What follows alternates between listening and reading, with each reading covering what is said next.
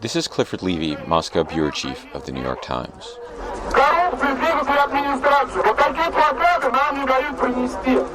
In today's Russia, people can speak out against the government. Pyotr Lopatov is editor of a local opposition newspaper.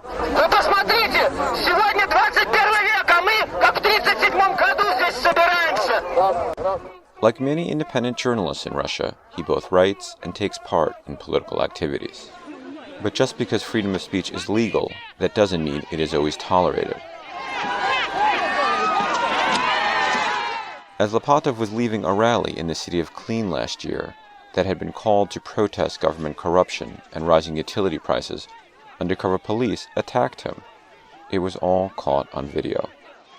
Трое сотрудников милиции, двое заломали мне руки, а третий меня сразу начал валить на землю. Они поступили как бандиты, они просто начали избивать без объяснения причин, даже без представления. The beating, which left Lopatov with a concussion and other injuries, was part of a wave of unsolved attacks and official harassment in the Moscow suburbs against journalists. These are independent journalists who criticize the regional leaders of Vladimir Putin's ruling party. These attacks are stark symbols of a culture of impunity in Russia. 2 decades after the Soviet collapse, Russia's future is endangered by its failure to establish a real rule of law. Even Russia's president, Dmitry Medvedev, acknowledges this. Потому что в России, я об этом неоднократно говорил, силен правовой нигилизм, то есть неуважение к праву. Это, к сожалению, одна из наших родовых черт. But he and Putin have brought about little in the way of significant change. The arbitrary enforcement of laws continues to benefit those in power. And here, in the Moscow suburbs, journalists are targets. In November 2008, Mikhail Beketov, editor of a muckraking newspaper, was nearly killed in an attack that left him with severe brain damage and a leg and 3 fingers amputated. No arrests have been made. 3 months later, a newspaper editor named Yuri Grachov was found near his home with a broken nose and a concussion. His assailants stole documents related to his reporting, but not his wallet or cell phone. The culprits escaped punishment.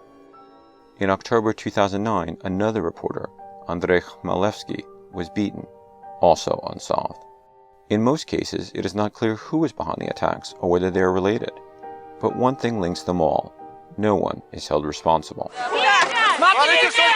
The attack on Pyotr Lopatov was different in one respect. The police were quickly identified as having carried it out, but the result was the same. No charges. Прокуратура, но мы видим, как прокуратура сегодня расследует дело о избиении журналиста независимого. Никак не расследует. According to Lopatov, after the attack, 2 police officers visited him in the hospital and tried to pressure him into signing false testimony, saying he provoked the beating. He refused. The police then released a statement claiming that Lopatov, quote, found himself in the middle of a reactionary crowd, was pushed and fell to the ground.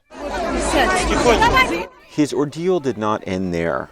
Prosecutors are bringing a criminal extremism case against him for publishing articles that embarrassed the local government. They raided his office, seized his computers, and now he could face jail time. Это достаточно серьезно, поскольку здесь мы столкнулись с неправильной позицией журналистов относительно обстоятельств и жизни, которые складываются в районе.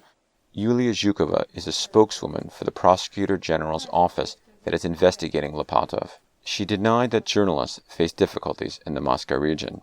То у нас нет оснований говорить о какой-либо ненормальной, плохой обстановке для работы журналистов. But one day after my interview with the spokeswoman, investigators from her agency stepped up their harassment of Lopatov. They picked him up and later interrogated him about the police beating. Lopatov clandestinely recorded it.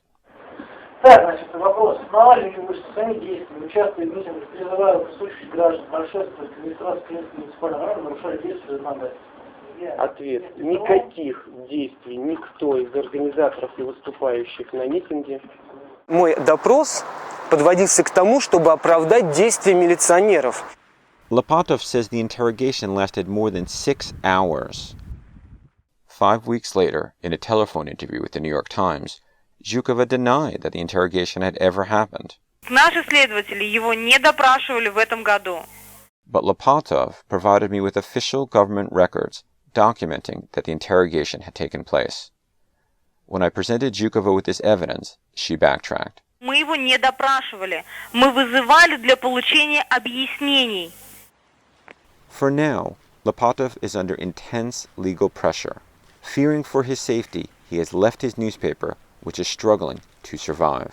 Хочется изменить, хочется что-то сделать, но, к сожалению, ты сталкиваешься вот с такой машиной, которая работает. Вот.